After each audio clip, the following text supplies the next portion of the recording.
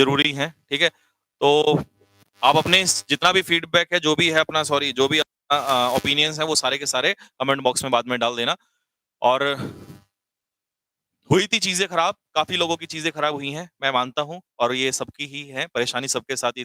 लेकिन इस चीज़ को मैं 2 लाइनों में आप लोगों के सामने रखना चाहूँगा और अगर आप समझदार हैं तो बहुत कुछ समझ जाएँगे कि लगी आग मेरे घर में कि लगी आग मेरे घर में तो बचा ही क्या है? कि लगी आग मेरे घर में तो बचा ही क्या है? और बच गया अगर मैं तो जला ही क्या है?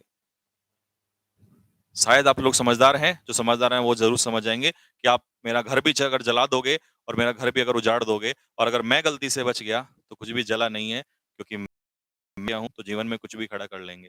तो वही आप लोगों के साथ है कि आपके जीवन में बहुत सारी चीज़ें खराब हुई होंगी, कोई फ़र्क नहीं पड़ता। अगर आप बचे हुए हैं, तो आप जीवन में सब कुछ खड़ा कर सकते हैं दोबारा से। आपके कंधों में वो जान होनी चाहिए, वो ताकत होनी चाहिए।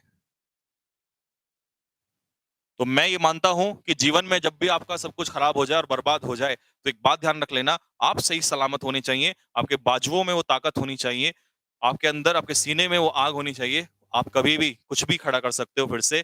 इसीलिए मैंने आपसे कहा कि लगी आग मेरे घर में, तो बचा ही क्या है और बच गया अगर मैं, तो जला ही क्या है।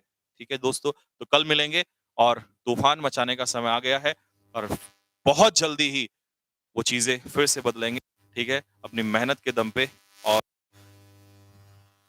करने का कि कहने का समय है, ठीक है? चलिए मिलते हैं और कल से फिर एक नई पारी की शुरुआत और बहुत जल्द ही बहुत बड़ी कहानी और बहुत बड़ा इतिहास फिर से पलटेंगे, ठीक है? तो बस यहीं तक रखते हैं।